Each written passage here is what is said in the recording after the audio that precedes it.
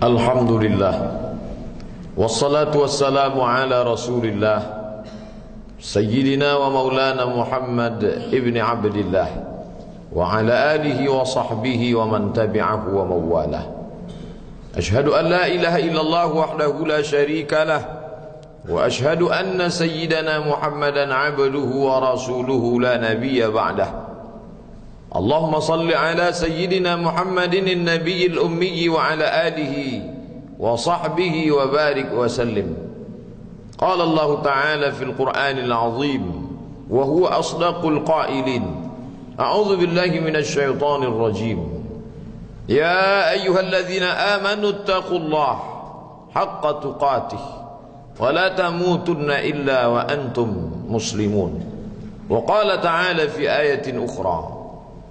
يا أيها الذين آمنوا اتقوا الله وقولوا قولا سديدا يصلح لكم أعمالكم ويغفر لكم ذنوبكم ومن يطع الله ورسوله فقد فاز فوزا عظيما. عباد الله، أوصيكم ونفسي بتقوى الله وطاعته فقد فاز المتقون. Hadirin jamaah Jumat yang dimuliakan Allah Subhanahu wa ta'ala. Seorang anak melihat orang tuanya duduk di atas kursi roda dengan tangan bergetar karena terkena penyakit Parkinson. Air liurnya meleleh karena tidak lagi bisa menelan. Dulu lehernya kokoh, kuat berbicara, tapi sekarang suaranya keluar merintih karena usia yang sudah lanjut. Di saat itulah si anak sadar ternyata ayahku yang dulu jenderal bintang 4 hari ini tidak lagi berdaya. Dia terduduk di atas kursi roda dengan tangan menggeletar, air liur meleleh. Dulu kalau dia berjalan tegap, langkahnya kokoh. Kalau dia bersuara keras, anak-anak buahnya takut, menggeletar mereka menghadapnya. Tapi sekarang dia hanyalah seorang tua yang terduduk di atas kursi roda dengan tangan menggeletar, dengan air liur meleleh. Dia hanyalah seonggok daging yang akan membusuk. Kalau ruh sudah keluar dari jasadnya, dia hanyalah akan menjadi santapan cacing tanah. Foto-foto kenangan di masa muda, tersenyum dia memperhatikannya, tapi matanya pun tidak lagi terang melihat masa lalu itu. Semua tinggal kenangan. Dulu pasangan hidupnya, istrinya, sekarang hanya tinggal memori masa lama. Lalu apa yang akan dia bawa menghadap Allah Subhanahu wa ta'ala? Maka tak lain tak bukan adalah Allazi khalaqal mauta, dia yang menciptakan mati, wal hayata, dia yang menciptakan hidup. Untuk apa dibuatnya ada hidup ada mati? Liyabluwakum ayyukum ahsanu amala, untuk melihat siapa yang paling baik amalnya. Hari ini kita tidak duduk di atas kursi roda. Hari ini kita sedang sehat walafiat. Tapi banyak saudara-saudara kita di luar masjid sana yang dalam keadaan sehat walafiat, lebih sehat dari kita. Kenapa tidak bisa bersama dengan kita hari ini? Karena mereka sedang musafir. Allah membolehkan mereka untuk jamak takhir, untuk solat zuhur. Karena mereka di luar sana sedang sibuk, urusan yang tak mungkin ditinggalkan. Mereka pun dalam keadaan darurat. Tapi ternyata ada yang tidak musafir, tidak sibuk, sehat walafiat. Kenapa mereka tidak ada bersama kita? Ada satu nikmat besar yang dicabut Allah, nikmat istiqamah, iman dan Islam. Oleh sebab itu hari ini nikmat besar itu ada dalam diri kita. Kita sehat walafiat, kita tidak musafir, tidak sakit, kita pula dalam keadaan akil dan baligh, sehat fisik, sehat mental. Tapi yang paling besar di antara nikmat itu adalah takut meninggalkan salat Jumat. Man tarakal jumu'ata thalatha marratin tahawunan Siapa yang meninggalkan solat Jumat 3 kali berturut-turut, tidak ada uzur syar'i karena menyepelekan perintah Allah, taba'allahu ala qalbih, Allah mengunci pintu hatinya, maka hidayah tidak lagi masuk ke dalam telinganya. Inilah azab di atas azab. Karena azab yang pertama kali itu di dalam hati. Khatamallahu ala qulubihim, hati terkunci. Setelah hati terkunci, wa ala sam'ihim, telinga tersumbat. Setelah telinga tersumbat, wa ala absarihim ghishawah, mata tertutup. Kalau sudah telinga tersumbat, nasihat tak bermakna. Kalau sudah mata tertutup, segala yang dilihat tak lagi menjadi iktibar pelajaran. Itu semua berawal dari hati yang terkunci. Salah satu yang menyebabkan hati terkunci, meninggalkan solat Jumat tanpa uzur syar'i. Nikmat besar diberikan Allah. Hari ini kita bisa duduk bersama di dalam rumah Allah. Idza nudiya lis-salati min yaumil jumu'ah, kalau engkau dipanggil melaksanakan solat Jumat, fas'au ila zikrillah, bersegeralah menyambut panggilan Allah. Wadharul bai', tinggalkan jual beli. Saudara kita yang terbaring di rumah sakit, hari ini sayup-sayup suara azan dari masjid rumah sakit masuk ke telinganya. Dia menonton di televisi acara live solat Jumat, tapi saat itu dia hanya mampu terbujur kaku. Ruhnya masih ada dalam jasad. Anaknya tidak bisa berada di sampingnya karena security tidak mengizinkan keluarga berada di dalam ruang ICU. Dia duduk di dalam, suara terdengar, azan bersahutan, hayya 'alas salah, mari salat, hayya 'alal falah, mari menuju kemenangan. Dia hanya bisa meneteskan air mata. Kenapa? Kalau dulu dia waktu sehat sempat beribadah, penyesalannya tidak terlalu banyak. Tapi kalau di saat sehat walafiat tak sempat untuk menempelkan kening ke lantai, tak sempat melangkahkan kaki ke rumah Allah, tak sempat mendengarkan khutbah, maka tak ada duka di atas duka. Air mata yang meleleh tak dapat mengembalikan masa lalu. Lan tarji'al ayyamul lati madat, yang lalu tak dapat diulang kembali. Air mata darah menangis, yang sakit tak akan sembuh, yang mati tak akan hidup. Penyesalan selalu datang di akhir perbuatan. Belum pernah orang menyesal sebelum perbuatan berlalu. Selalu penyesalan di akhir. Di saat itu penyesalan tak lagi bermakna. Apa kata mereka ketika melihat azab Allah? Rabbana, hai Tuhan kami, ya Rabb kami, absarna, mata kami sudah melihat azab, wa sami'na, telinga kami sudah mendengar suara tangisan, teriakan, pekikan di dalam neraka. Farji'na, kembalikan kami lagi ke dunia, na'mal salihah, kami ingin beramal saleh. Inna muqinun, kami yakin seyakin-yakinnya. Tapi saat itu penyesalan tak lagi bermakna, karena dunia tak mungkin utuh semula, karena sudah menjadi sunnatullah yang lampau tak akan kembali. Idza sama'un fatarat, langit terbelah. Wa idzal kawakibun tasarat, planet-planet bertabrakan. Wa idzal biharu fujirat, lautan diledakkan, diletupkan. Wa idzal quburu bu'asirat, semua yang dikubur dibangkitkan. Alimat nafsum ma qaddamat wa akharat, disitulah orang baru sadar apa yang dulu pernah aku lakukan.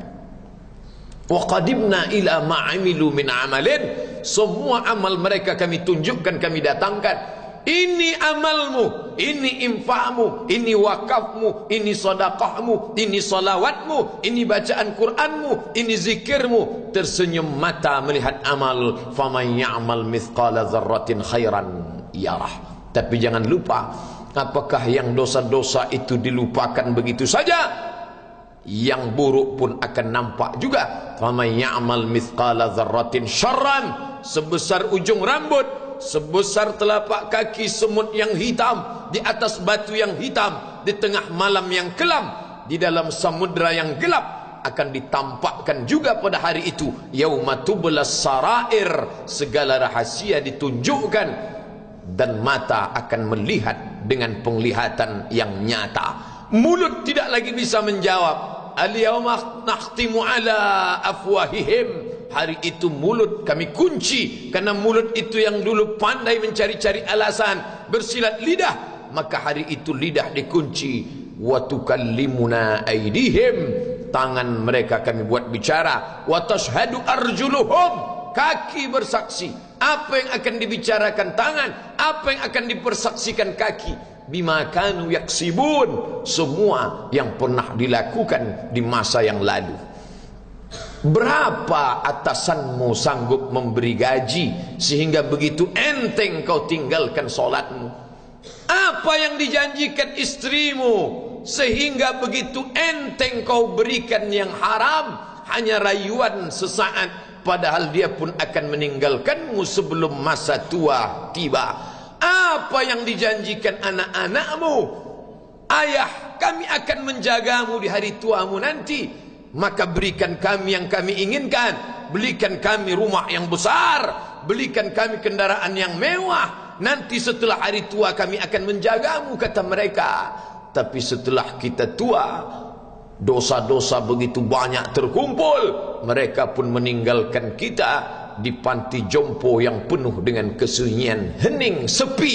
Suara cucu tak terdengar menangis, karena mereka pun malu mengakui kita sebagai orang tua. Suapkanlah yang haram ke mulut mereka, berikanlah yang batil ke dalam perut mereka. Itu hanya akan menjadi azab di dunia sebelum hari kiamat tiba. Ish ma syi'ta, hiduplah sesuka hatimu. Ish ma syi'ta, apa yang mau kau makan, makanlah. Apa yang akan kau bekerjakan, kerjakanlah. Fa innaka mayyit, tapi ingat, kau akan menjadi mayat, kau akan mati. Semua akan diminta pertanggungjawaban di hadapan Allah Subhanahu wa taala. Hari ini orang boleh tertawa, hari ini orang boleh merasa dunia dia yang punya, tapi sampai masanya yang hijau akan berubah menguning, yang kuning akan mati, yang mati akan menjadi debu, yang debu ditiup angin hampa tak bermakna. Lalu apa yang akan dibawa menghadap Allah Subhanahu wa taala? Amal saleh. Kalau pernahlah mulut itu membaca sepotong dua potong ayat sebelum berangkat bekerja, kalau sempatlah masuk ke kamar mandi mengambil air wudhu, solat sunat duha sebelum berangkat bekerja, kalau sempatlah ketika duduk dalam suasana santai membuka iPad, lalu dibuka Quran digital sambil melihat beberapa ayat, merenungkan maknanya, mengingat mati. Kalau sempatlah mulut mengucapkan subhanallah wa bihamdihi subhanallahil azim. Kalau sempatlah anak istri dibawa ke masjid iktikaf mendengarkan pengajian. Kalau sempatlah beberapa persen dari pendapatan itu dilimpahkan ke rumah anak yatim panti jompo masjid. Kalau sempatlah beberapa meter tanah dibeli untuk pembebasan mendirikan rumah Allah. Kalau sempat memberikan beberapa karpet untuk rumah yang selalu ditinggalkan. Kalau sempatlah membelikan beberapa kilo beras untuk yatim piatu dan panti jompo, itu yang akan menolong di hadapan Allah. Adapun rumah besar dengan beberapa semen, dengan beberapa busi yang banyak, semua akan menjadi tinggal kenangan. Mereka akan menjual, membagi-baginya. Tanah yang dulu harganya semeter 100.000 sekarang sudah menjadi 5 juta. Mereka akan bagi-bagi itu semua kepada ahli waris. Lalu kita hanya membawa 3 helai kain tipis yang tidak berjahit, dan itu semua menjadi milik orang. Kalau dulu mereka kita didik dengan pendidikan yang baik, di tengah malam mereka bangun menetes air matanya, lalu dia berdoa, Rabbighfirli wa liwalidayya warhamhuma kama rabbayani shaghira. Seperti tetesan embun di tengah gurun Sahara yang panas. Kalau sempatlah mereka berdoa, Allahumma ighfir lahu warhamhu wa'afihi wa'fu anhu, maka mengalirlah air yang sejuk ke tenggorokan yang kering. Kalau sempatlah mereka membeli makanan, diundangnya anak yatim, diusapnya kepala, ya Allah, terimalah sedekahku ini untuk almarhum ayahku, almarhumah bundaku. Aku tak dapat membalas budi baik mereka, ya Allah, mereka sudah mendahului aku.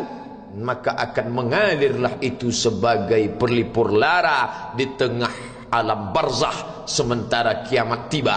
Tapi kalau mereka hanya dididik dengan keduniawian, dididik dengan kemewahan, disumbat mereka dengan materi, tak pernah diingatkan pada mati. Ketika kita mati, mereka pun juga akan mati perasaan ingatannya. Paling celaka lagi, mereka mengingat kita dengan mengantarkan bunga, mereka mengingat kita dengan pakaian hitam, mereka mengingat kita dengan suara musik, mereka mengingat kita dengan memajang foto kita besar-besar di dalam rumah. Dan itu hanya menjadi penghalang rahmat Allah turun, tidak berkesan sedikit pun. Mereka sedang menyangka kalau dinyanyikanlah lagu kesenangan kita, terobat rindu hatinya. Kalau dipajangnya foto kita, dilingkarkannya karangan bunga, puas rindunya. Padahal itu tidak membuat pengaruh apapun kepada kita di alam barzah. Maka sayang, buatlah sayang yang mengingatkan sesudah mati. Kalau rindu, buatlah kerinduan yang membuat dia akan tetap mengalir sebagai satu amal sesudah kematian. Idza matal insan, kalau manusia mati, inqata'a. Dulu rajin membaca Quran, berhenti. Dulu rajin salat tahajud, berhenti. Dulu rajin menghatamkan segala yang baik-baik, berhenti. Tapi ada yang tetap mengalir. Di antara yang mengalir itu adalah sedekatun jariyah. Sempat membelikan beberapa bungkus nasi. Nampak orang tua di panti jompo menyuap nasi itu, menggeletar tangan mereka karena usia lanjut, menetes air mata. Kita bukan sedang melihat orang tua, kita bukan sedang melihat orang lain. Saat itu kita sedang melihat potret diri kita 30 tahun yang akan datang. Di mana aku 30 tahun akan datang?